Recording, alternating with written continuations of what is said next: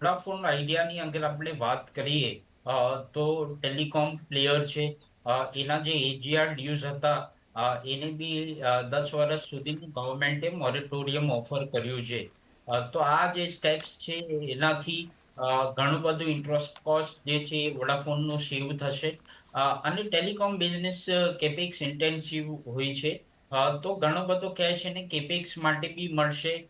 કારણ કે એની credit rating સુધરશે તો બેંક્સ થી બી એને ડેટ રેઝ કરી શકશે. તો યસ, આ અનસર્ટનિટી જે હતી એજીઆર ની એ 10 વર્ષ આગળ વધી ગઈ છે અને વેલ્યુએશન બી કમ્ફર્ટેબલ છે. અગર અહીંયાથી વોડાફોનનું આરપુ વધે છે અને કસ્ટમર બેઝ વધે છે તો ડેફિનેટલી વોડાફોન સારી પીક થઈ શકે છે. બટ આ લેવલ પર મને લાગે છે કે બધું જ જે નેગેટિવ્સ છે પ્રાઇસ છે તો અહીંયાથી મને ઘણો નીચે નથી લાગતો.